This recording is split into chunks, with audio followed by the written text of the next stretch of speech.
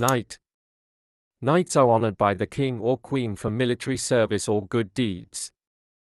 Unlike other titles, you can't pass knighthood to your kids, it dies with you.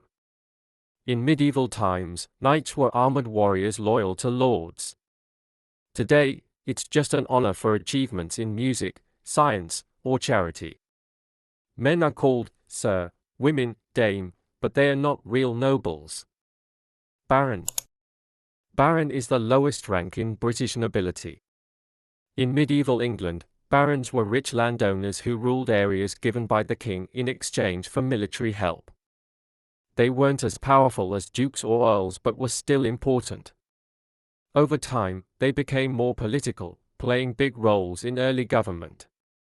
Today, most barons just have the title for prestige, but historically they owned land and led men into battle. Viscount. Above barons are viscounts. The word means deputy count in Latin. Viscounts were originally created to help earls govern large areas or act as the king's local representatives. Unlike barons who ruled smaller areas, viscounts had more political responsibilities. Over time, the role became more about status than actual work, but it still has more prestige than being a baron. Today, there aren't many viscounts left in Britain.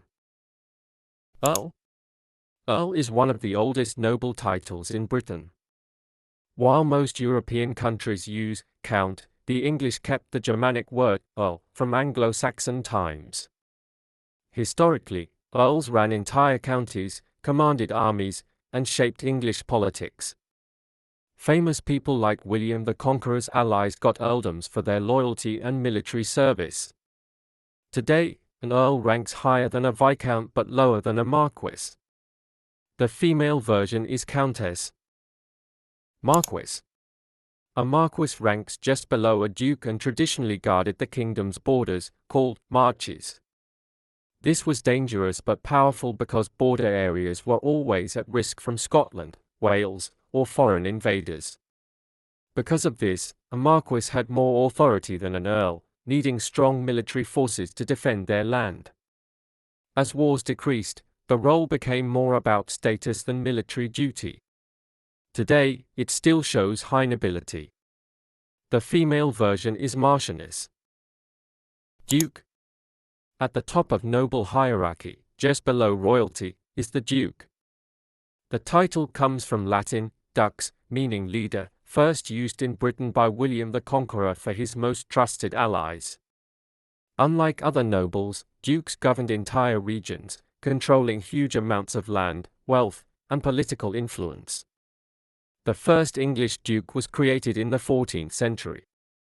Today, dukes are still the highest-ranking nobles outside the royal family. A duke's wife is called a duchess. Prince. Now we move into royalty, starting with princes and princesses. Unlike nobles who inherit titles through the peerage system, princes are born into the royal family. The most well-known title is Prince of Wales, traditionally given to the heir to the throne. British princes can also hold noble titles, like Prince William, who is also Duke of Cambridge. Historically, not all kings' sons were automatically called prince.